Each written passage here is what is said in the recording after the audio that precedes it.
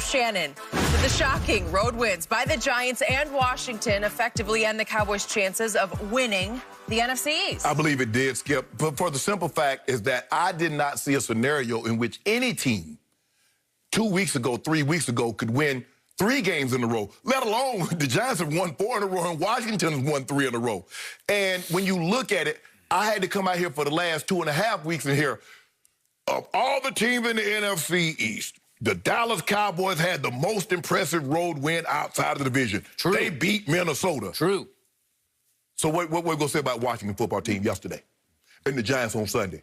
Better. Better. Yep. So it proves to me they're better than you are. Skip, look, if you just look at these two teams, one played yesterday, the other played on Sunday. They're better. There's a gap between Washington and the Giants and the Eagles and the Cowboys. 2 teams are on the ascent, and the other 2 teams are on the descent. It's as simple as that, Skip. It's as simple as that. I wish I could give it to you any other way, but I can't. And for Colt McCoy to go on the road and beat Seattle, in Seattle, that was very impressive. But check down Alex, to go into Pittsburgh 11-0, I think we all thought Pittsburgh was a very flawed 11-0 team. They can't run the football, and they throw a lot of short passes, and what happened was Sweat did the same thing to Big Ben, what he got Andy Dalton with. Got his hands up, intercepted it. Well, it led to deflection that basically sealed the game. Yep. Skip, look, you guys, you have a problem scoring the football. In the last 6, you've lost 5 of your last 6, and you've only reached 20 points in one of those games. Well, your defense is not good enough for your offense to be so negligent in scoring department that your defense is going to shut people down where you don't get but 18, 19, but your defense is going to hold them to 14, 15. That's not going to happen. So basically, what the Ravens will do for you tonight is end your season. So, and I'll be happy about that because I would love to know the fact that you know you still got 3 more games to play, but you just be playing just to play. That's what I love. I love that. And you're going to be getting them garbage bags. I'm going to make sure I come out here next Monday because you're going to lose that game also with my hefty bag because it'd be about time for you to clean out your locker. Okay. So, I will admit to you that going into Sunday, I had high hopes for my team. The Ravens are in disarray. The Ravens are about to get Lamar back and Calais Campbell back. 2 big additions. Yep. Got it. But the Ravens have struggled, especially with Lamar in big home games. And this loomed as a pretty big home game for them to get back on track. So I would actually rather play Baltimore there than at Jerry World. So, again, I'm thinking, okay, maybe. And I thought it was possible that Cam Irving and Zach Martin might actually be back. Dude. Neither happened. Zach's on the arm. Zach is gone for the year, which I did not understand. I thought he had a calf pull, but I thought with that time off that they had, where it got pushed all the way back to a Tuesday, maybe from Thursday all the way through back to Tuesday, maybe enough time to rehab it and get it right. Gone. It's got to be really bad because even with that 2 weeks, they're going to put him on IR, so that's a minimum of another 3 weeks. Really bad. Correct. Okay, so I will admit it crushed my soul to watch Colt McCoy beat Russell Wilson at Seattle. It's impossible, and it happened as a 10.5-point underdog. Yep. It crushed my soul even worse last night to watch check-down Alex beat 11-0 Big Ben Roethlisberger in his house. What you couldn't do. How could you do that? By the way, we, with Garrett Gilbert at quarterback, had been on the ropes at Jerry. Well, yes, we did. Had him on the ropes, and the referee said, no, not today. No, don't do that, Skip. Don't do that. We had to beat 2 teams, and we could only beat 1. I can't believe you went to the referees. No, but I did, because that was the truth in that game. So I will admit we are up against it tonight. Would I be shocked if we won? I would not be shocked. But all of a sudden, we have to win just to stay a game behind, obviously now New York and Washington. So a division that I was dead set sure would be Philly versus Dallas, Dallas versus Philly. Now it looks like it's the Giants against the football team. Are you kidding me? I hang on to this hope.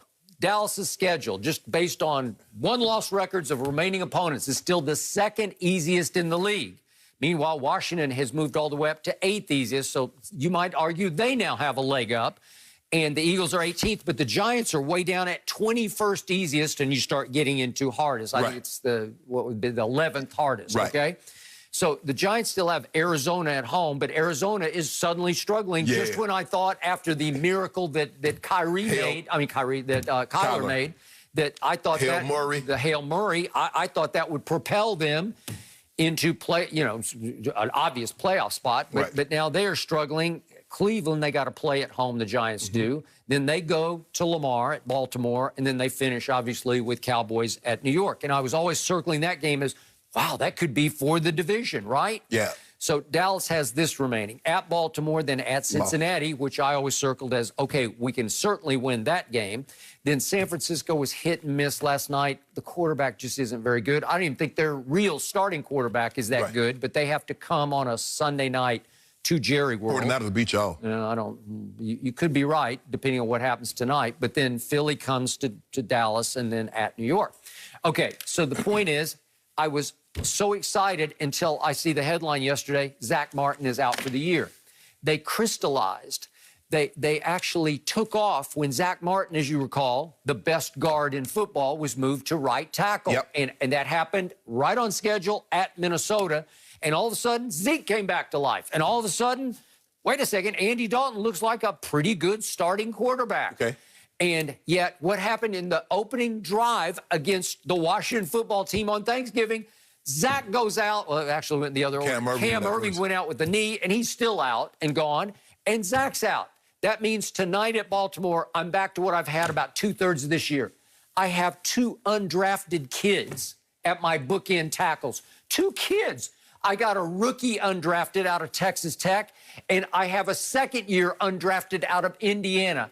They probably shouldn't even be on rosters, but they have to hang in there and fight and scratch and claw. I don't remember you making this kind of concession speech for walk it to him when his offensive line was in shambles. He didn't have 2 undrafted at his tackles. He did not have 2 undrafted. Look what he's got, Skip. I know, but it's better than what I got left. Skip, they had 27 pass attempts and got sacked 7 times. Okay. And 27 pass attempts. But think of what I've lost this year. Think of what could have been. Yeah. I lost a Pro Bowl center and a Pro Bowl left tackle and a Pro Bowl right tackle and the best offensive guard in football. I lost them all. Yeah. You know, a perennial Pro Bowler, right? Yeah. And you can't lose all of them and say you have hope and a chance. What? You still got C.D. Lamb. You still got all those And by the way, thank you for bringing up C.D. Lamb. Do you realize, even with the 2 undrafteds at the bookend tackles, do you realize against the Washington football team on Thanksgiving, Andy Dalton hit C.D. Lamb right there in the end zone, right in the hands. Worst place you can hit a man.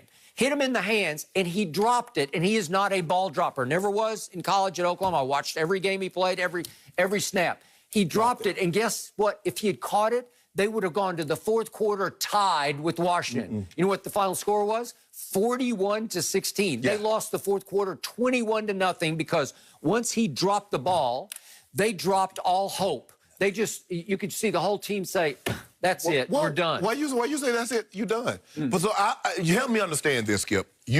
Dallas got the 2nd easiest schedule in the NFL this year. Yep. Why, remaining. Yes. Why are you so convinced they can go on this win streak when they've only won one in a row? I needed Zach Martin to go on it. So now am I skeptical? Yeah, I am. Am I going to hang in? But I'm fighting my better judgment, because you know what my better judgment says? Just root against them. You know, root for an 0-5 finish, because maybe there's a Trevor Lawrence in our future. Guess what? You might get that anyway, whether you root or not. You can root for them, and you're probably, at best case scenario, going to be 2-3. Well, look at my defense.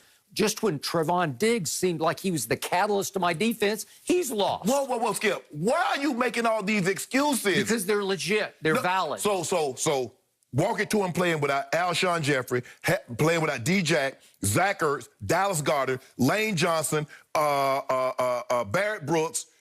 So is that valid? What was the first thing you said in that sentence? You said walk it to him, who's actually give it to him. No, well, yeah. Okay. So is that an excuse? Okay. I don't have Dak Prescott. I lost him. I lost him early. You've had Wentz for better and for worse. We saw Did you lose Carson Wentz? We saw what Dak looked like when Zeke was out and Tyron Smith was out. You remember what Dak looked like? They had to trade up to a first and a third or 2-1